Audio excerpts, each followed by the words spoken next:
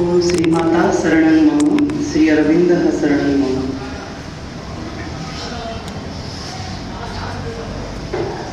Respected teachers and dear students, my pranam to the divine in all.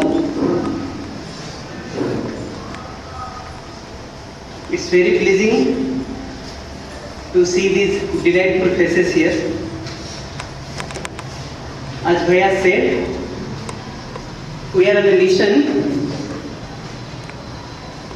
to spread the messages of Sri Aurobindo and the Mother throughout the country in various schools, colleges and different ordination villages.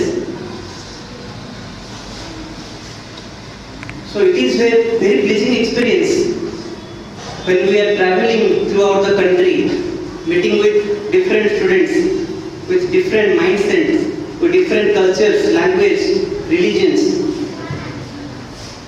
So this journey has given us beautiful experience throughout the past 1 year. So I will start this session with a brief introduction to the life and teachings of Sri Aurobindo. So before entering into that, you can see this picture on the slide. I just want one or two of you, can you please describe this picture? What do you see there? Yes? Island. Okay. Anything else? No, outside it is small, inside it's big. Okay. Anything else? Yes? Iceberg, sir. Iceberg. What is the specialty of this? What is the specialty of this iceberg?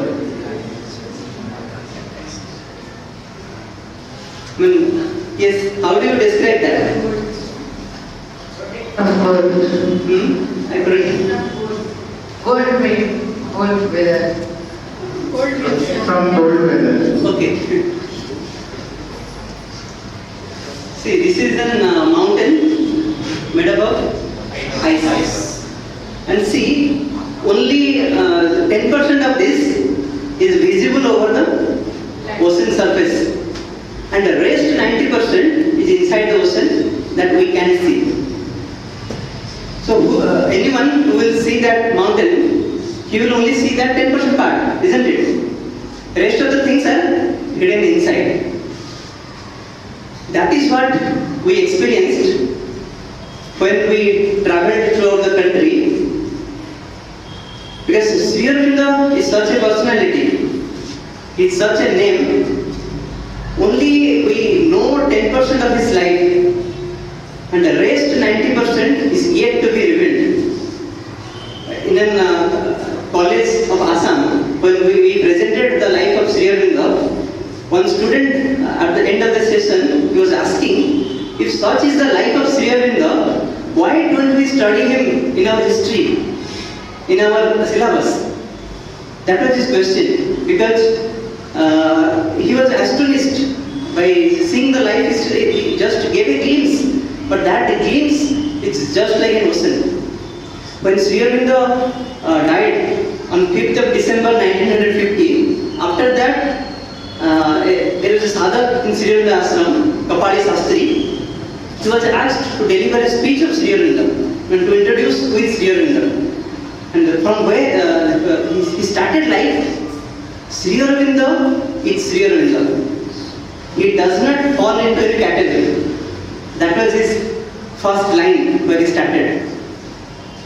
One of the great book written by Sri Aurobindo, that is Life Divine. So that book, it was nominated for Nobel Prize. So when the committee was nominating that book, they thoroughly studied that book, and the members present over there, they were just asking, like, under which category this book falls. Is it science? Is it philosophy? Is it literature? Under which category it falls? No. This book, that is a different book, The Life Divine. Once you read that, you will know what is the book about. Because everything is there. There is science, there is philosophy, there is spirituality. Everything is inside that book. So they couldn't settle into one point. So again, and another sadhak, he is asking Sri Aurobindo, like, can I write your biography? And Sri Aurobindo is telling at that point of time that you can write the biography of Julius Caesar. You can write the biography of Napoleon Bonaparte. You can write the biography of the great Alexander. But can you write the biography of Rishi Vasishtha? Can you write the biography of Maharishi Valmiki? Because there is nothing on the surface to see. Sri Aurobindo is saying at that point in time, like, my life has been more the communion with the divine than the communion with human beings. So what you will find from that? But whatever he has done in that short span of life can astonish the most of the human beings in this world. So I will just briefly go through his life. Just when he was 7 years old, his father, he was born in Kolkata, West Bengal, and his father was a doctor, very sophisticated one. He loved India very much, but he didn't want his son to be like an Indian, because at that point of time, the Indian people were very uncivilized, what he was thinking. So he wanted him to be just like Britishers. So he left him in London when he was just 7 years old. And there, his life nearly lasted for 14 years in London, where in that short span, his fragrance was radiated all over there. In just 5 years, he mastered over 7 foreign languages, which is a dream for even the Britishers present over there. And the kind of poems he was writing, the kind of speeches he was giving, the debate he was delivering, it astonished everyone there. Like as just an Indian who came from such a country, he is delivering such debates. He is writing such high quality poems.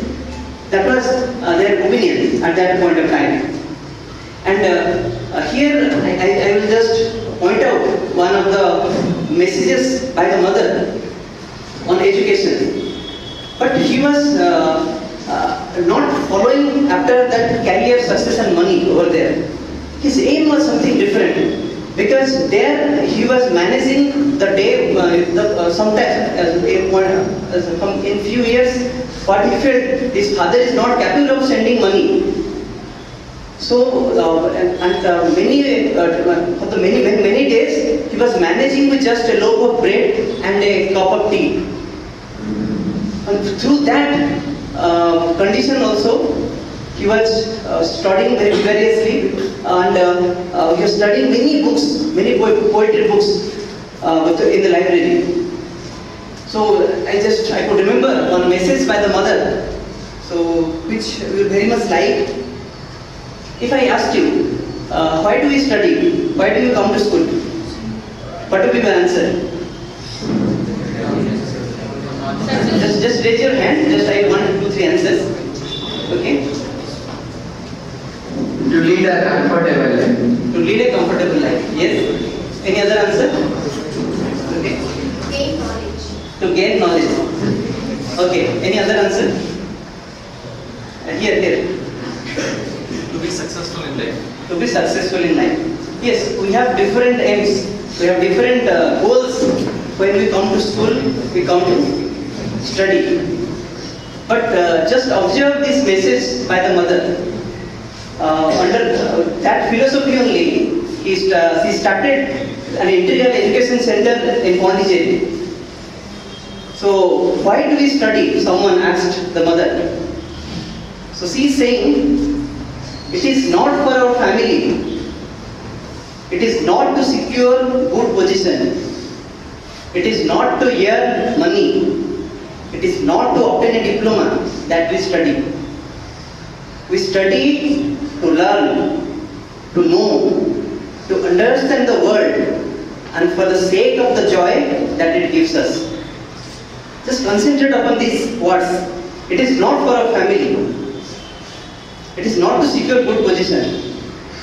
When we come to study here, let's see, you all know there is a joy in learning, isn't it? There is joy to know new things. But still, when we come to study, all the time, these things that we told, leading a comfortable life, leading a successful life, to earn more and more money, to gain higher positions, all these things come from behind. In our mind, these things only plays the role. And through that, we forget our real aim. We forget that there is a joy in learning new things. See, just a child, just 4 or 5 years old. He learns many things, or you learn more things. Tell me, just observe a child. He has a curiosity to learn a lot many things than you also, isn't it? Whatever you are learning, you are many of the times you are confining it to the syllabus. But a child, he learns many things from the environment, from the nature, where he plays joyfully.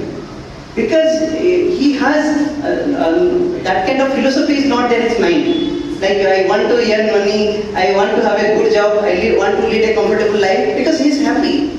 He is always happy. That's why he loves to learn. He gets the joy from learning. And we can say Sri Aurobindo was leading such kind of life there. Because his father wanted him to, his father was, his thought process was something different. He wanted his child to become a successful person. He wanted him to qualify in Indian Civil Service exam. And that point of time, next slide, he was, if you qualify in ICC exam, which was the topmost exam at that point of time, you can come to India and get the topmost position in Indian Administrative Department. But Sri Aurobindo, because of his father's will, he gave the ICS exam and he topped the exam also. But he thought at that point of time, if I get qualified in the exam, I will come to India and will serve the Britishers. But will that serve the purpose of my motherland? That's why he disqualified himself by not giving the horse riding exam. Can anyone imagine that once you topped in the ICS exam, you are disqualifying himself for this silly reason that you don't want to serve the Britishers? Because every one of us is under that mindset that we want in career, means a successful career, we want money, we want high positions. But the mother is saying that these are the 3 illusions in life. Because all of us, we think that the real aim of life is outward success. But Sri Aurobindo's mother is saying there is something else to be lived for. And Sri Aurobindo lived his life for that cause. And at the age of 21, means in the year 1893, he came back to India. And when he landed in Apollo Bandar of Mumbai, he was feeling, next slide, like a vast peace descended into him. That was the feeling within him that this is the touch of my motherland, India. It is just not a land. It's a mother. It's my mother. It's a goddess. It has a soul. That was the feeling of him when he wrote a letter to his wife Rukmani Devi. There in that letter he is writing, I have 3 madnesses. In his 3rd madness he is writing that others look upon the country as an inner piece of land, some meadows and fields, forests, mountains, rivers and streams. But I look upon my country as a mother. I adore her and I worship her as a mother. If a demon sits on the breast of my mother and sucks his blood, what does a son do? Does he lead a comfortable life with his son and wives? Lead a luxurious life? or he runs to serve the motherland, to deliver the motherland. He's saying, I have the power to deliver this fallen race, and I will consecrate my life for that cause. But I will not fight with the power of sword or gun. I will fight with the power of knowledge. And from there, he started entering into the spiritual treasures of India. And he gathered from there the spiritual energy. He was thinking, only the yogi power can save India. We cannot fight with guns and swords because Britishers have ample amount of those things. We can fight what is our uniqueness, what is our naturality. He thought that was his point of view, that the spirituality is the backbone of India. If I gather that spiritual knowledge, then I can fight against the Britishers and bring freedom to my country. And with that power, with that knowledge, he entered into the political freedom movement at that point of time. And people say the period for which Sri Aurobindo stayed in the political freedom movement, that was the Agnimaya Yuga of Indian political that freedom movement. Because his speeches, his articles in newspapers or magazines like Vande Mataram, it energized the youth of that at that point of time. Such was the power of his speeches and articles. And some people, they were telling, like when Sri Aurobindo was delivering speeches, some people caught their hands and were writing that we will not serve under the Britishers. That was the power. And because of that, in that period, Lord Minto in the British Parliament, he named Sri Aurobindo as the most dangerous man. The most dangerous man in the Indian political freedom. And as long as he is there in the political freedom movement, we cannot rule over the Britishers. So at any cost, Sri Aurobindo must be thrown out of the country. So that was his speech in British Parliament. And because of that, they falsely alleged Sri Aurobindo, and a Alipur bomb conspiracy case, he was arrested and put into jail. And in that jail, he was asking all the time to the divine who is inside, like, why did you bring me here? I have a greater role to play. Why did you bring me here? And that an inner voice came from within. Like the independence of Sri Aurobindo, the Indian independence has already been written in his destiny. You have brought here for a greater purpose. You have to work for a greater freedom. If I ask you, we have got independence on 15th of August 1947, but are we really free? Why do you feel you are not free? Anyone, whatever answer comes to your mind, please tell. You are saying that I am not feeling free. Why?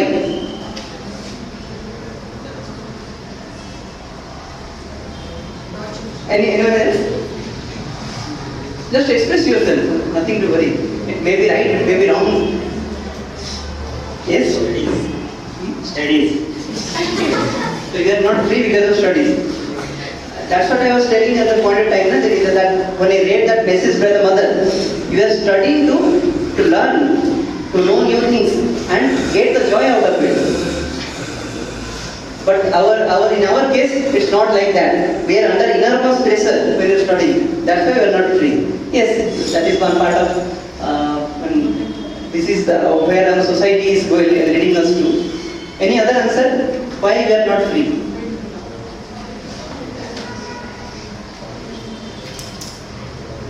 Anyone here?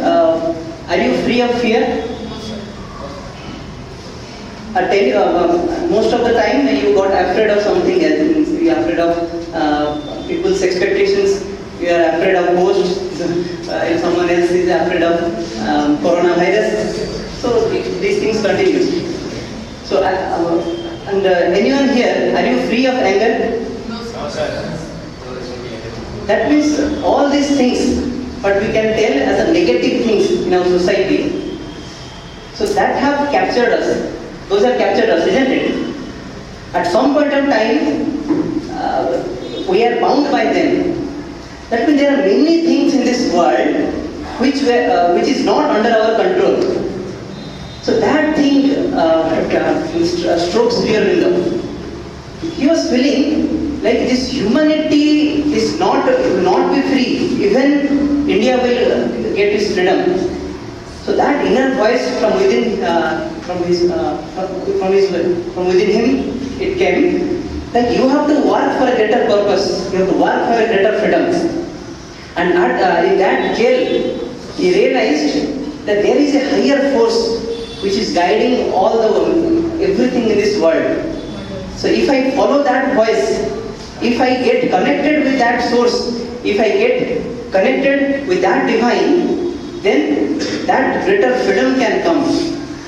So when he came out of the jail after 1 year, in 1909, then after a few months, an inner voice came, like go to Chandan Nagar. Then again an inner voice, go to Pondicherry. And he followed that voice and came to Pondicherry in 1910 on 4th of April. And that completely changed his life, not only his life, the destiny of humanity. Because the 40 years he stayed in Pondicherry, that was, we can say, that is a very great event in the history of mankind. Because the mother is saying, like what Sri Aurobindo represents in this world's history is just not a teaching, not a revelation. It is a decisive action direct from the Supreme. Means throughout his life he was guided by a supreme force, not only by human sentiments or human achievements, but he was guided directly by the divine. And because of these 40 years of sadhana, along with his spiritual collaborator, the mother, he was able to descend a force into this earth's atmosphere. He named that force as supramental force. What is the speciality of that supramental force? I will just give an example. Like you have brought a plant to your home. You kept it inside your house. So there is no sunlight upon that. So you are not giving water also. So will that tree grow? No, sir. Why? No water. Because for the plant to become a tree, it needs to grow. And for that growth, we need sunlight. There is a possibility within that plant to become a tree. But that possibility will not come out until unless it gets the higher force, which is sunlight. And mother is saying that supramental force, that force which descended and the mother worked it out in the earth's atmosphere.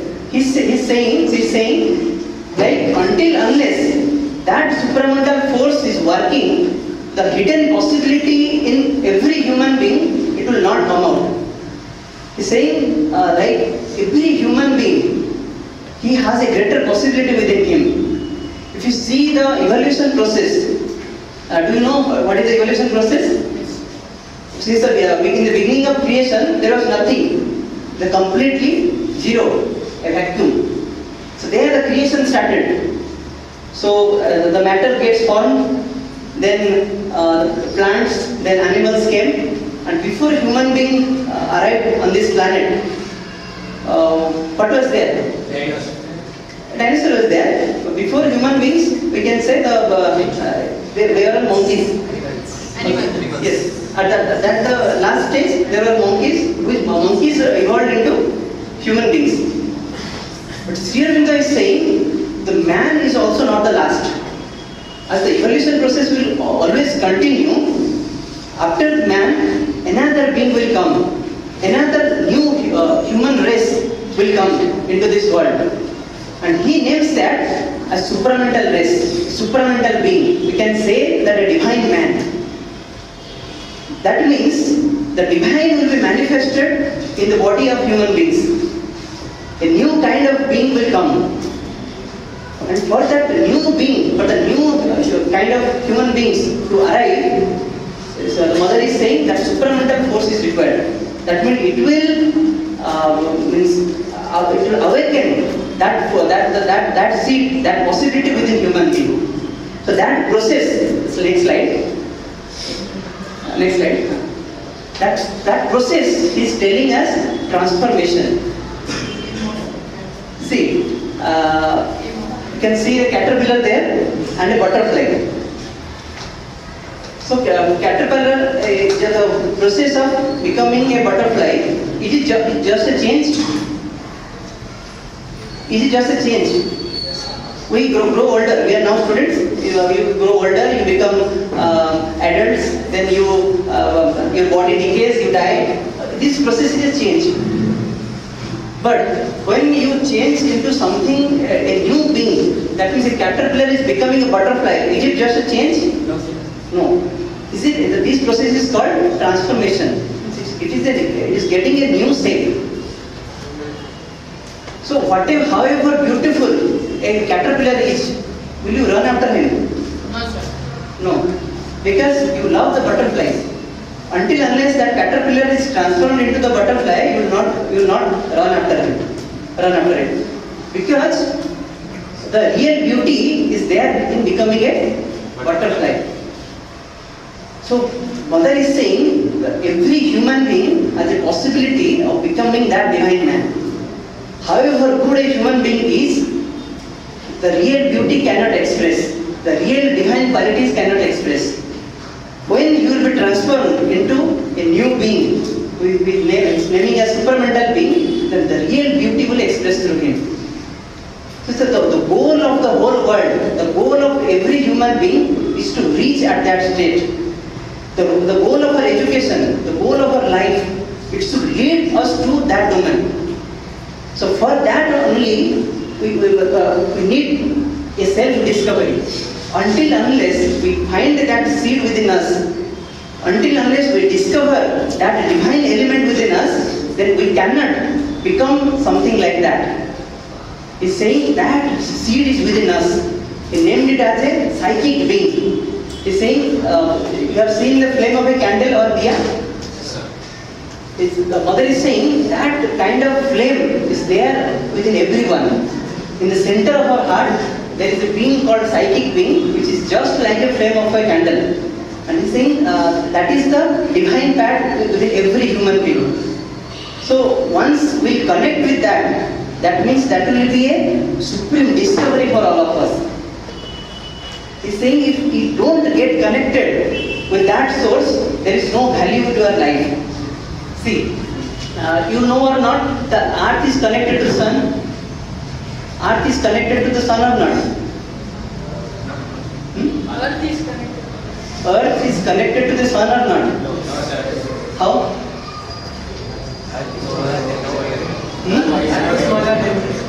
What? Is there any connection between sun and earth or not? No? You're saying no, then again yes? How?